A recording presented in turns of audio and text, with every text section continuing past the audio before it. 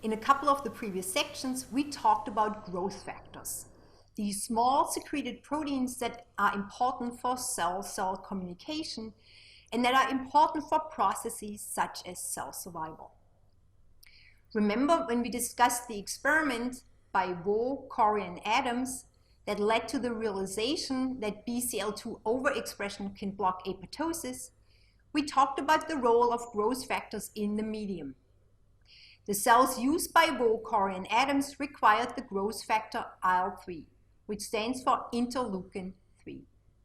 When grown in the presence of IL-3, the cells are happy and proliferate normally.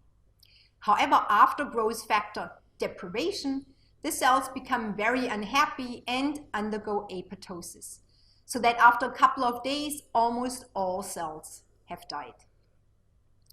Now that we have heard a lot about the apoptotic pathway in mammals, what could the molecular mechanism be for the observation that cells survive in the presence of IL-3 and that cells undergo apoptosis in the absence of IL-3?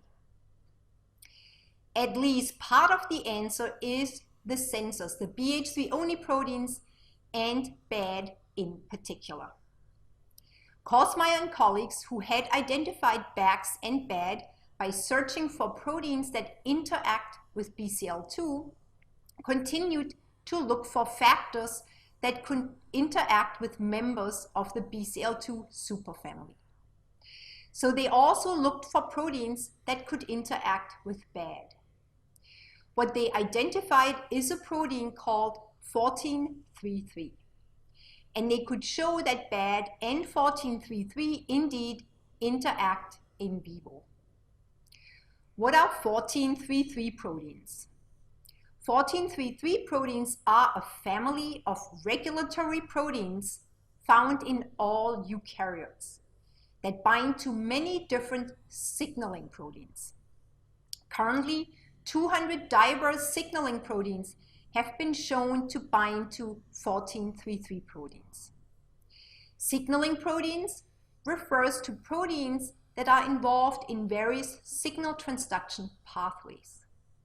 And signal transduction pathways are pathways that transfer signals from the outside of the cell through the plasma membrane into the cell, where they coordinate the response of that cell to a particular signal. Interestingly, it had also been shown that 1433 proteins preferably bind to signaling proteins that are phosphorylated on either a serine residue or a threonine residue. For this reason, the question came up whether the interaction between 1433 and BAD was dependent on BAD being phosphorylated. To address this question, a simpler one had to be answered first, and that is whether BAD is phosphorylated in vivo in the first place.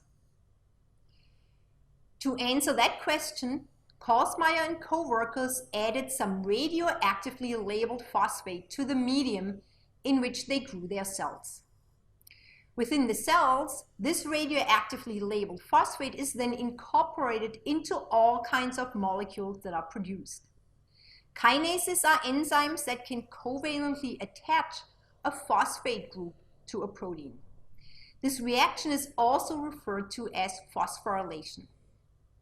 The radioactively labeled phosphate can, for example, be used by kinases to phosphorylate proteins. And through this phosphorylation, these proteins then become radioactively labeled.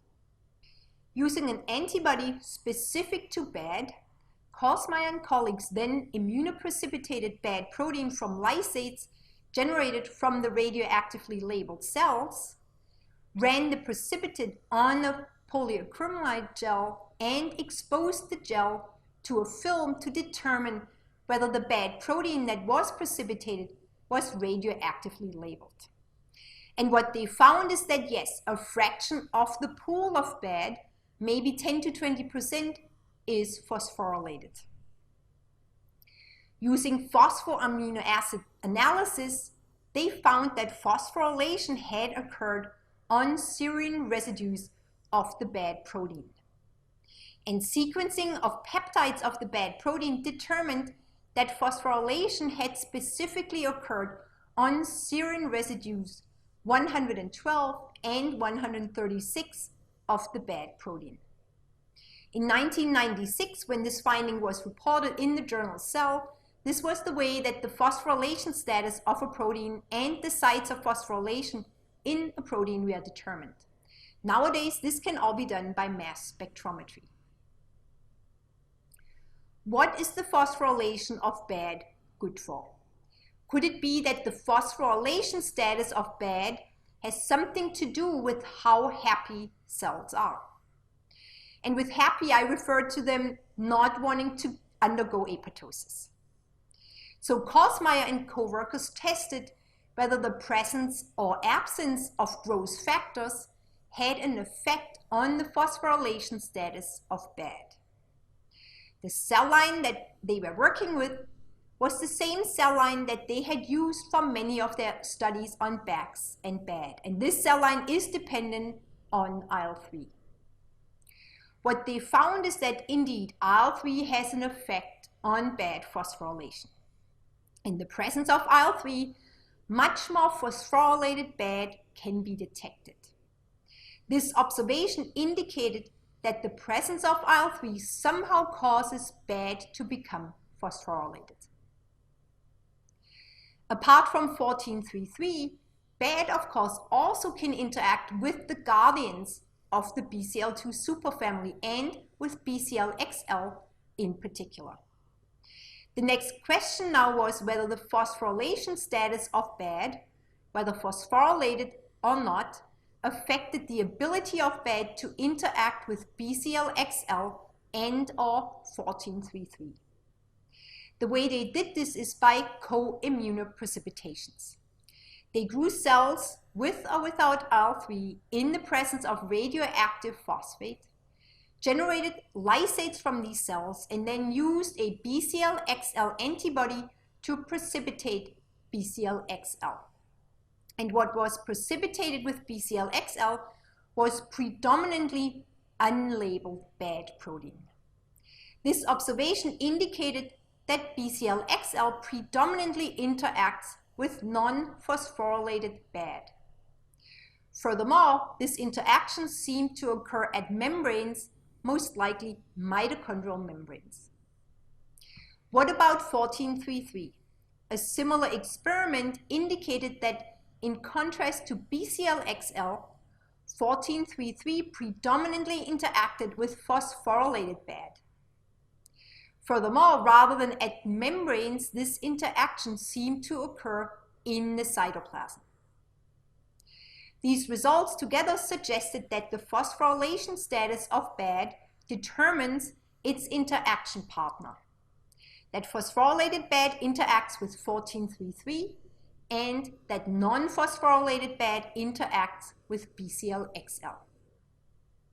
Furthermore, remember the presence of the growth factor IL-3, which prevents the cells from undergoing apoptosis, causes bad phosphorylation. Could it be that IL-3 prevents apoptosis in these cells by causing bad phosphorylation, which then causes bad to bind to 14-3-3 proteins rather than BCL-XL? Is bad phosphorylation basically inactivating bad by sequestering it away to 14-3-3 proteins and thereby not allowing it to bind to BCL-XL? To obtain evidence for such a model, Korsmeyer and co-workers mutated serine residues 112 and 136 of bad to residues that cannot be phosphorylated, in this case alanines. If the model is correct, non-phosphorylatable bad protein should have more pro-apoptotic activity because it no longer can be phosphorylated and therefore no longer can be sequestered by 14-3-3 proteins. They first tested this mutant bad protein for its ability to bind to BCL-XL and to bind to 14-3-3. And as expected, the mutant protein still interacted with BCL-XL. However, its binding to 14,3,3 proteins was much reduced. They then expressed the wild type or mutant non-phosphorylatable bad protein along with BCL-XL in their IL-3 dependent cells and analyzed viability after IL-3 deprivation. And what they found supports the notion that the phosphorylation of BAD at serine 112 and 136 is critical for the pro-apoptotic activity of BAD. What they found is that mutant BAD protein that cannot be phosphorylated killed faster than wild-type BAD. In the case of wild-type BAD, 50% of the cells were still viable 20 hours after IL-3 deprivation. In the case of mutant BAD, 50% of the cells were viable 8 to 9 hours after IL-3 deprivation. And 20 hours after IL-3 deprivation, only 2 to 3% of the cells were still alive. These results demonstrated that the activity of the mammalian BH3 only protein BAD was controlled at the post-translational level through phosphorylation. The next question now was what kinase caused BAD phosphorylation in response to the presence of IL-3. A few months after the paper on the interaction between BAD and 14,3,3 proteins and on BAD phosphorylation was published, a paper by Michael Greenberg and co-workers was published that reported the identification of a kinase that can phosphorylate BAD at serine 136. Michael Greenberg's lab had been studying the kinase AKT. AKT is a component of the signal transduction pathway that transfers the signal from a number of different growth factors, such as insulin-like growth factor, also called IGF, or platelet-derived growth factor, also called PDGF, into the cell to cause cell survival.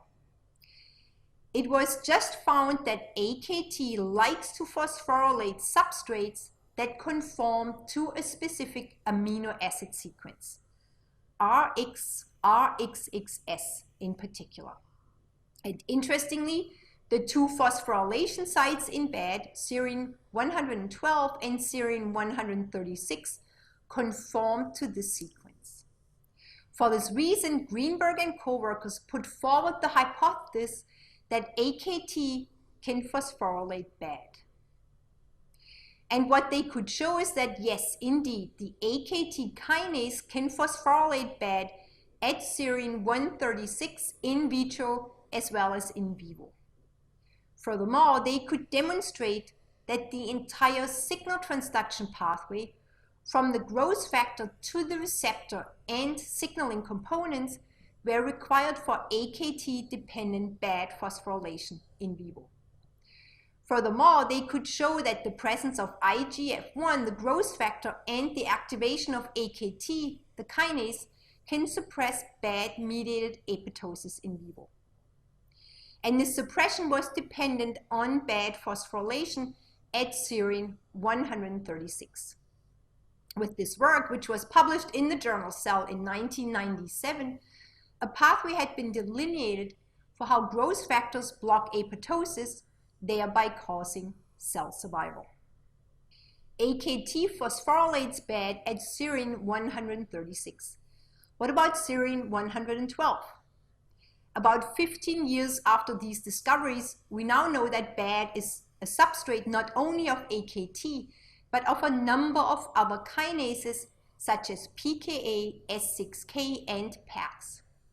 In addition, apart from serine 112 and 136, additional residues appear to be phosphorylated.